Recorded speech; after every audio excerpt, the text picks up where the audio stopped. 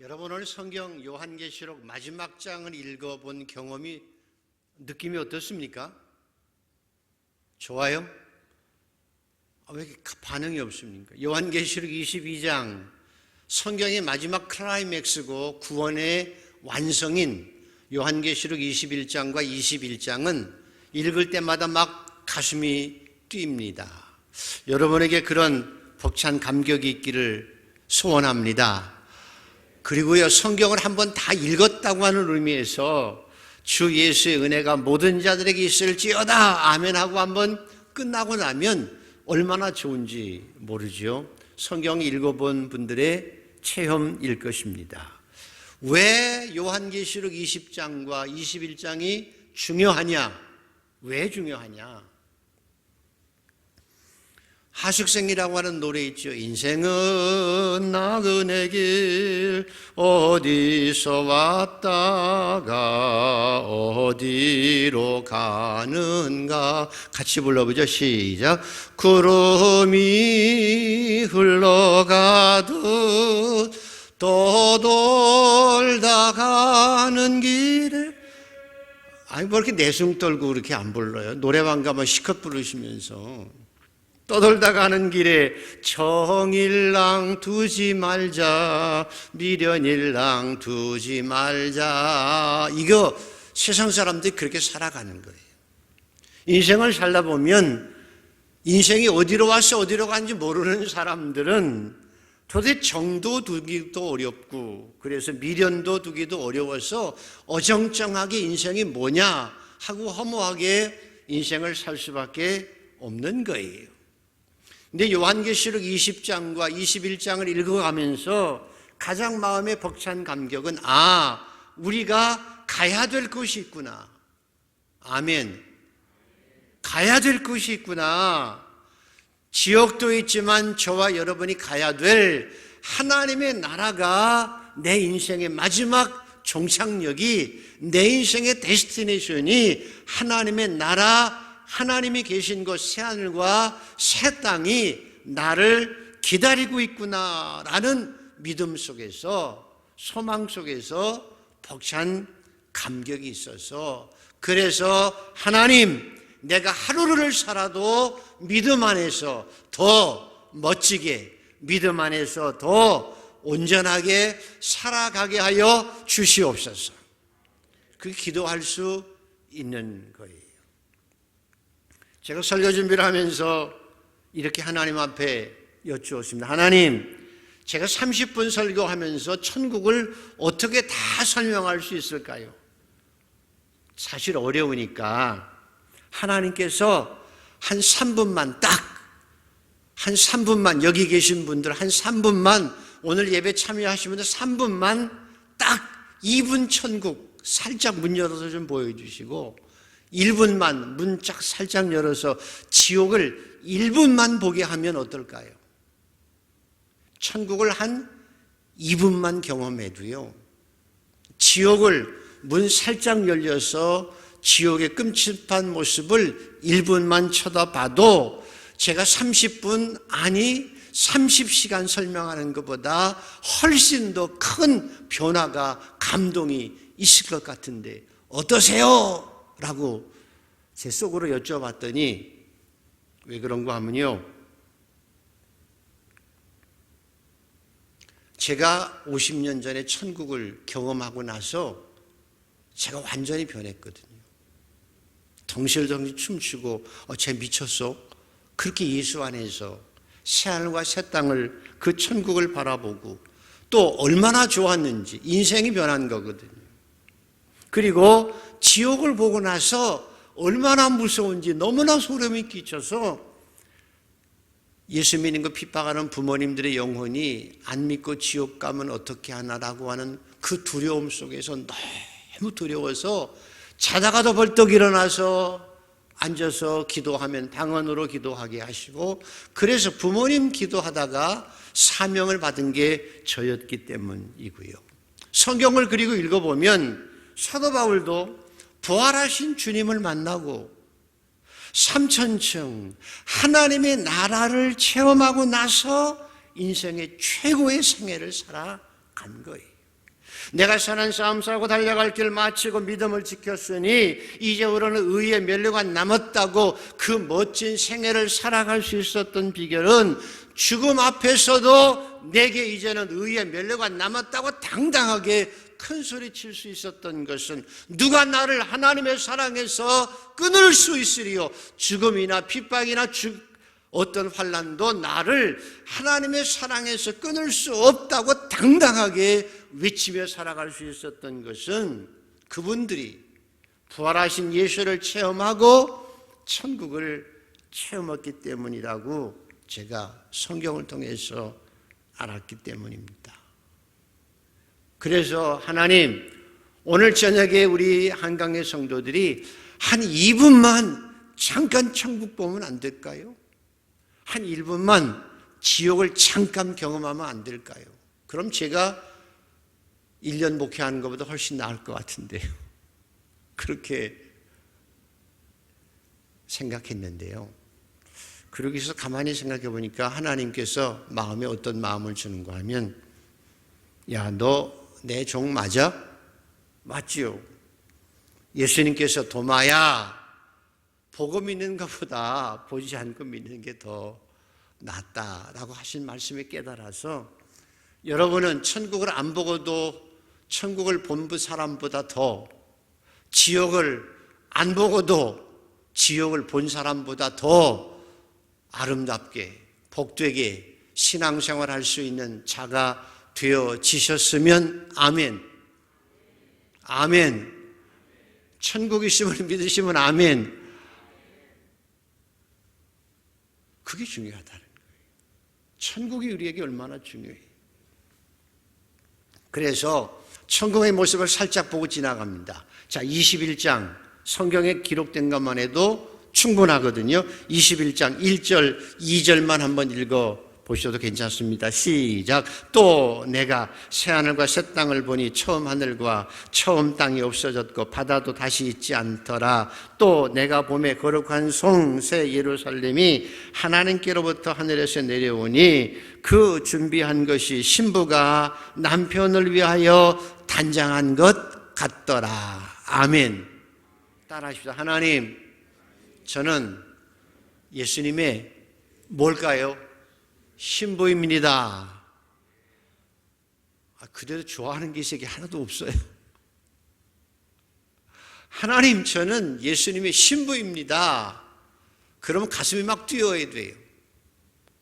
가슴이 뛰어야 돼요. 좋지요? 여러분의 새하늘과 새 땅에 신부가 되어, 예수님의 신부가 되어 새하늘과 새 땅의 주인공이 되어질 줄 믿습니다. 그래서 7절에는 이기는 자는 이것들을 상속으로 받으리라. 하나님의 나라를 상속으로 받으리라. 나는 그의 하나님이 되고 그는 내 아들이 되리라. 여러분이 하나님의 아들, 딸임을 믿으시면 아멘. 나는 알파와 오메가여 처음과 나중이라고 하는 말씀은 처음과 끝이라고 하는 말씀이라기보다는요, 나는 처음이요 나중이라, 알파와 오메가라고 하는 말씀은 내가 한번 시작한 것을 나는 반드시 끝을 낸다는 거예요. 책임지고 내가 약속한 것은 반드시 이루신다는 거예요. 내가 시작한 것은 내가 반드시 완성하신다는 거예요. 그래서 천지를 창조하신 하나님께서는 새하늘과 새 땅을 반드시 완성하실 줄 믿습니다. 아멘. 이게 나는 알파와 오메가의 처음과 나중이라는 뜻이고요. 하나님이 완성하신 그 나라에 저와 여러분이 신부로, 아들과 딸로, 주인공으로 예수님과 함께 살아가게 되어질 줄 믿으시면 아멘. 그래서 우리가 찬양하잖아요. 영광일세 영광일세 내가 누릴 영광일세 은혜로 주 얼굴 배옵나니 지극한 영광 내 영광일세. 주님의 한없는 은혜로서 그 예비한 나라에서 영광스러운 존재로 주님과 만나게 될 그날을 기억하면서 오늘도 하루를 살아도 신앙인답게 믿음 안에서 당당하게 살아가고 나중에 지혜로운 다섯 처녀처럼 칭찬받는 신부가 되기를 축복합니다. 아멘. 그래서 오늘 다짐해야 될 일은 하나님, 저는 제 인생에 있어서 끝나고 나서 반드시 새하늘과 새 땅의 주인이 되게 하여 주시옵소서. 이게 가장 중요해요. 2020년 1년을 마감하면서 천국 생각하면 좋지만 이 나라의 민족 생각하면 때로는 우리 형편 생각하면 우울하고요, 속상해요. 코로나 때문에도 그렇고 내년까지 지속된다고 하니까 저같이 건강한 남자는 언제 백신 맞을지도 모르니까 좀 쉽지 않을 것 같으죠. 정치가 어디로 가는지 헷갈리지요. 적화 신드롬 때문에 정만 들고 갈등하는 나라가 되어가고 있습니다. 경제 최악이지요. 소상공인들은 문 닫아야 될 처지에 있습니다. 젊은이들 알바 구하기도 힘들지요. 나라의 생명이 진실과 정의인데, 나라의 생명이 진실과 정의와 공정이, 도덕적 양심에서 나오는, 깨끗한 도덕적 양심에서 나오는 공의와 공정과 진실이 나라의 생명이. 그런데 이 도덕적 양심이 자기 의에 사로잡혀서 부정을 행하고도 부끄러울 줄 모르는 모습들 보면 숨이 그냥 턱턱 막혀요. 이런 어두움이 이 세상에 엄습하고 있는데, 가면 나아질 것 같지만 성경대로 하면 갈수록 이 어두움은 짙어져요. 더 깊어진다는 거예요. 이게 영적 현실이에요. 목회자로서 더 숨이 막히는 것은 사회도 그렇지만 교회도 그래요. 교회 예배가 파괴되어지고 다원주의, 인문주의, 동성애, 물질주의, 출세지상주의. 그래서 더 심각한 것은 목사님들 설교가 방송을 틀면 많이 나오지만, 큰 교회들도 많지만 교인들도 적지 않지만 갈수록 교회를 떠나는 사람이 많고 하나님을 알되 하나님 앞에 감사하지 않고 예배하지 아니하고 심지어는 말씀을 따라 살아가는 믿는 자를 보기에 힘든 영적인 공황시대가 오고 있는 것 보면 하나님의 심판이 가까이 왔다는 것이기도 하지만 가슴이 답답해지기도 해요. 그런데 영적으로 갈수록 더 믿는 자를 보겠느냐? 그런 시대가 온다는 거예요. 왜 그럴까? 오늘 성경이 그대로 나와 있어요. 여러분 아까 읽었던 22장 한 절만 더 읽어보십시오. 22장 10절에서 11절을 한번 읽어보십시오. 영적 아픔이 어디 있는지. 자, 22장 10절에서 11절 시작. 또 내게 말하되 이 두루마리의 예언의 말씀을 인봉하지 말라. 때가 가까우니라. 불의를 행하는 자는 그대로 불의를 행하고 더러운 자는 그대로 더럽고 의로운 자는 그대로 의를 행하고 거룩한 자는 그대로 거룩하게 하라. 이 시대, 여러분이 살고 있는 현재 이 시대의 가장 큰 축복은 하나님의 예언의 말씀이 열려져 있다는 거예요. 하나님의 역사의 미래를 알고 산다는 거예요. 성경만 보면 알 수 있어요. 우리의 미래가 어떻게 될지를 분명히 알 수 있고, 이 예언의 말씀이 인봉되지 않아서 알아갈 수 있고 깨달을 수 있는데 하나님이 명령하신 거예요. 이 예언의 말씀을 인봉하지 말라. 때가 가까우니라. 그래서 인봉되지 않아서 성경을 읽으면 말세에 될 일, 우리의 미래의 모든 일들을 알아갈 수 있는데, 사람들이 악해져서 불의를 행하는 자는 그대로 불의를 행하고 더러운 자는 그대로 더럽고 의로운 자는 그대로 의를 행하고 거룩한 자는 그대로 거룩하게 하라. 이 말씀은 그럼에도 비극이 뭔고 하면 하나님의 말씀이 많이 들려지지만 실제로 하나님의 말씀을 듣고 회개하지 않는다는 거예요. 따르지 않는다는 거예요. 불의를 행하는 자는 그대로 불의를 행하고 더러운 자는 그대로 더러워지고 오직 하나님의 선택받은 의로운 자와 거룩한 자들만 그 믿음을 보존하게 되어지는 비극이 이 땅에 이루어졌어. 하나님의 말씀에 들려지면 회개가 되어야 되는데 하나님의 말씀을 듣고도 변화되기 싫어요. 하나님의 말씀을 듣고도 내가 하나님의 말씀대로 변화되기 싫은 거예요. 하나님을 마음에 두기 싫은 거예요. 내 뜻대로 하고 살고 싶은 거예요. 회개하기 싫은 거예요. 아니, 사실은 회개할 수 없는 날이 다가오고 있는 거예요.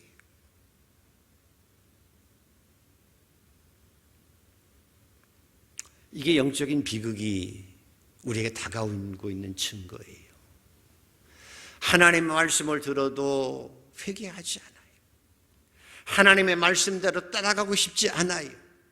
하나님을 알되 하나님 앞에 감사하지도 않고 하나님을 마음에 두는 것도 부담스러워요. 나는 내 식대로 살고 싶어요. 나는 내 마음대로 살고 싶은 거예요. 내 욕심 채우고 싶은 거예요. 교회 안에서도 자기 원대로 살고 싶은 거예요. 그래서 세상이 점점 더 어두워지는 거예요. 답답하지요? 그런데 소망이 있어요. 자, 14절을 한번 읽어보십시오. 14절 시작. 자기 두루마리를 빠는 자들은 복이 있나니 이는 그들이 생명나무에 나아가며 문들을 통하여 성에 들어갈 권세를 받으려 함이로다. 자기 두루마리를 빠는 자라고 해요. 회개하는 자가 복이 있나니. 말세에는 여러분 하나님의 말씀을 듣고 회개하는 자가 복 중에 복이고 복 중에 복이에요. 그래서 우리가 늘 기도할 제목은 하나님 저에게 회개하는 영을 허락하여 주시옵소서. 말씀을 듣고 말씀의 찔림을 받고 회개하게 하여 주시옵소서. 말씀의 날선 검이 내게 와서 내 영과 혼과 육의 모든 뼈를 짜게서 하나님 앞에 바로 세워 주시옵소서. 그렇게 기도하는 것이 가장 지혜로운 기도이며 가장 영적인 기도이며 가장 축복된 기도입니다. 하나님 내게 회개하는 영을 허락하여 주시옵소서. 말씀을 듣고 회개하게 하시고 말씀을 따라갈 수 있는 믿음과 용기를 허락하여 주시옵소서. 원하시면 아멘.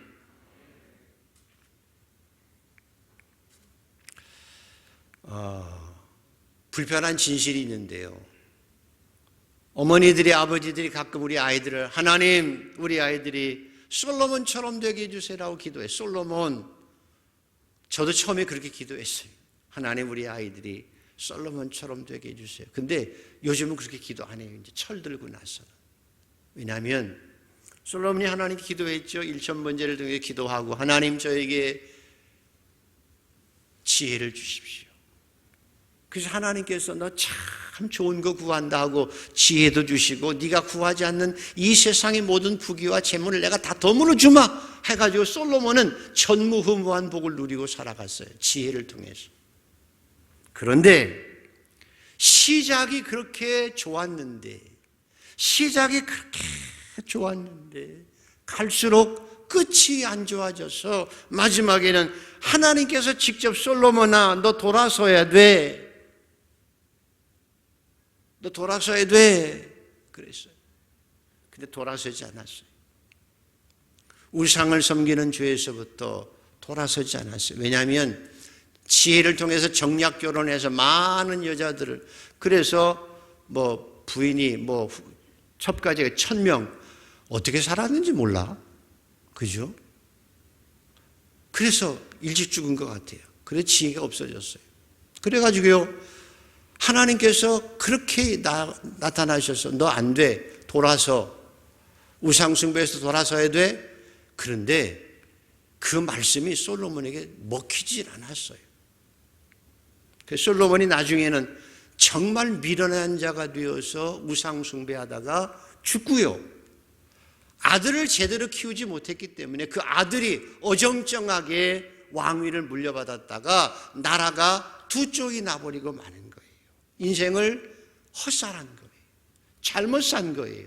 처음엔 그렇게 지혜로운 왕으로 하나님 앞에 의지하고 기도하고 살다가 결국은 하나님의 복을 받고 나중에 점점 더 변질되어서 나중에는 가장 어려운 삶을, 부모로서도 자식에게 제대로 교육하지 못해서 자식이 나라를 반쪽으로 말아먹는 그런 일을 하게 되어졌어요. 왜 그랬을까? 왜 그랬다고 생각해요? 오늘 잘 들으세요. 왜 그랬을까? 솔로몬이 왜 그렇게 나중에 안 좋았을까? 그 아버지 다윗하고 달라요.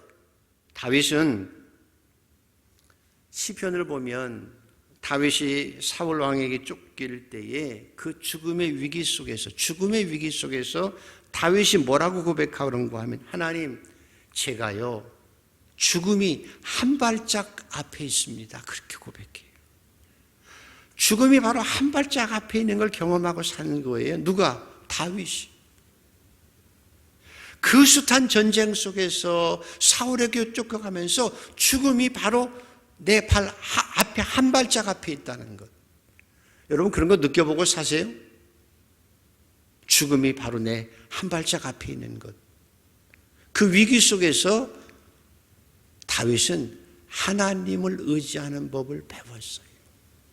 그리고요, 시편 39편에 보면 다윗이 중환병이 걸렸어요. 중환병이 걸렸을 때 자리에 누워 있으면서 그 왕 중의 왕인 다윗이 병이 걸려서 병석에 딱 누워서 이제 뭐라고 고백하는가 하면, 하나님, 내 인생이 내가 큰 왕인 줄 알고 모든 사람에게 존경받는 왕이기 때문에 내가 잘난 것 같았는데, 고백하는 게 뭔가 하면, 하나님, 내 인생이 요 손바닥밖에 안 되는 것을 이제 알았습니다. 그 많은 땅을 차지하고 그 많은 환호를 받았던 다윗이 내가 병중에 딱 누워있으니까 하나님 앞에 깨달은 것이 뭔가 하면, 내 인생이라는 게 내 손바닥 안에 들어온 것만큼밖에 안 되는 거예요. 그리고 또 한 가지, 하나님, 내가 든든히 서갈 때는 내가 모든 것으로 서 있을 것 같았는데 마치 안개와 같이 사라지는 것을 느꼈습니다.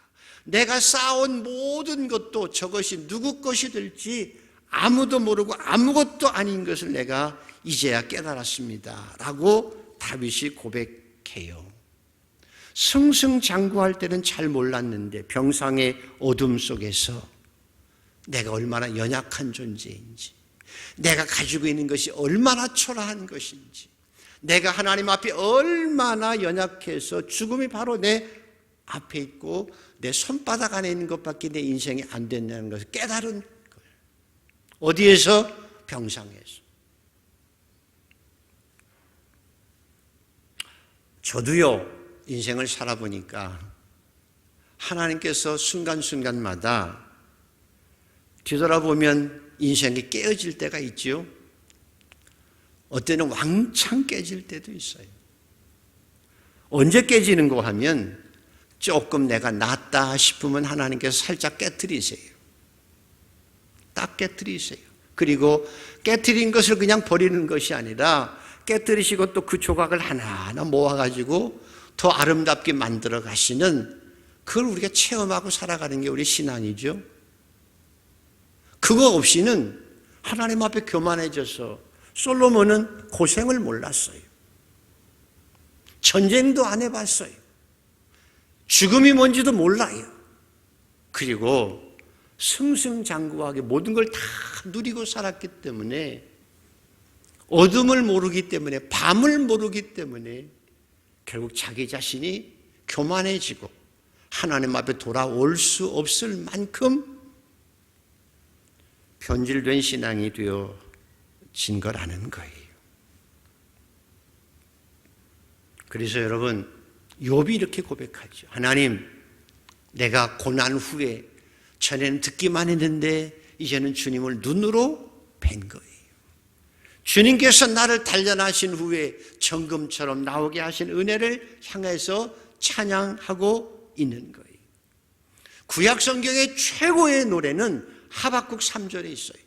하박국 3장에 보면 하박국이 어떤 상황인가 하면 바벨론 군대가 유다를 침공해서 정말 쑥밭을 만들 바로 그 즈음에 사실은 아무것도 남는 게 없어요. 초라한 소국 바벨론이 쳐들어오면 아무것도 남지 않아요. 칼에 죽든지 굶어 죽든지 둘 중에 하나. 그래서 바벨론이 쳐들어온다는 얘기를 듣고 성경이 뭐라고 표현하고, 내 하나님 내 창자가 떨립니다. 내 뼈가 썩습니다. 입술이 막 다다다다다닥 무서워서 떨리고 있는 그런 상황에서 하박국이 뭐라고 노래하는가 하면, 비록 무화과 나무가 무성하지 못하며 포도나무가 열매가 없고 감람나무 소출이 없으며 밭에 먹을 것이 없고 우리의 양이 없고 외양간에 소가 없을지라도 나는 여호와로 인하여 즐거워하며 나의 구원의 하나님으로 말미암아 기뻐하리로다. 주 여호와는 나의 힘이라 나의 발을 사슴과 같이 하사 높은 곳에 내 발을 세우리로다 라고 고백한 것은 저와 여러분의 힘으로 인생을 살아가지 않는 거라는 거예요. 저와 여러분의 힘으로 인생을 사는 것이 아니라는 거예요. 오직 하나님으로 인하여 기뻐할 줄 알고 하나님을 바라봄으로 우리가 어두움 속에서 찬양할 수 있고 나를 단련하신 하나님 앞에 능력 있게 살아갈 수 있는 거예요. 오늘도 여러분, 그래서 감사한 것이 뭔가 하면 앞에 얘기한 것처럼 세상이 너무 어두워요. 어떨 땐 막 답답하고 화도 나고 스트레스도 막 받고 어떤 땐 막 그냥 두드러기도 나지요. 심지어는 우리 자신에게 그런 일이 닥칠 때가 있어요. 너무나 많은 고난과 힘든 것이 우리에게 다가오기도 해요. 그럴 때 그것이 유익이 되는 이유는 솔로몬처럼 되지 아니하고 다윗처럼 겸손하게 빚어져서 하나님 마음에 합한 자가 되어서 하나님의 영광을 보고 하나님의 기쁨 속에서 이 땅을 살아가게 하신 하나님의 능력이 저와 여러분에게 함께 하심을 믿기 때문이에요. 오늘도 사랑하는 성도 여러분, 코로나 때문에 어렵다고 스트레스는 받지만 이제 그 속에서 하나님을 더 열심히 바라보십시다. 여러분 상황이 칠흑같이 어려움이어도 아니 하나님 내가 깨졌습니다 라고 고백할 수밖에 없는 어려운 형편에서 그때가 여러분을 단련해서 더 아름답게 만드신, 그리고 내가 하나님 앞에 더 가까이 가도록 만드신 하나님의 기회임을 알고 그때 하나님 앞에 기도하며 말씀 안에서 새로워지는 역사가 있기를 축복합니다. 그래서 저는 기도했습니다. 하나님, 올해의 모든 어려움들이 이제는 우리가 하나님을 바라보는 기회가 되게 하여 주시옵소서. 하나님을 바라보는 기회가 되게 하여 주시옵소서. 그리고 올 한 해는 주님이 주시는 기쁨으로 내가 기뻐하며 외양간에 송아지가 없을지라도 무화과 나무에 소출이 없을지라도 나는 여호와로 인해서 감사하며 찬양하게 하여 주시옵시고 주님의 은혜로 높은 곳에 설 수 있는 은총을 허락하여 주시옵소서. 올해 혹시 우리가 교만한 일이 있거든 깨뜨려 주시옵시고 그리고 더 겸손하게 주님만을 섬기며 한 해를 살아가도록 도와 주시옵소서. 그래서 올해 기도할 제목은 하나님만 바라보고 하나님의 능력으로 기뻐하며 감사하며 살아가는 한 해가 되게 하여 주시옵소서. 그리고 하나님께 여러분에게 원하시는 것이 무엇일까? 다시 한번 생각해야 됩니다. 여러분이 내년에 하나님 앞에 소원 드릴 소원이 있을까요? 내년에 이것은 꼭 필요합니다. 구하면 주시는 하나님께서, 가장 좋은 것을 주신 하나님께서 여러분에게 허락해 주시기를 축복합니다. 합력의 선을 이루어 주시기를 축복합니다. 그런데 한 가지 더 중요한 것은 하나님께서 정말 여러분에게 원하시는 것은, 우리에게 원하시는 것은 그런 은혜이기도 하지만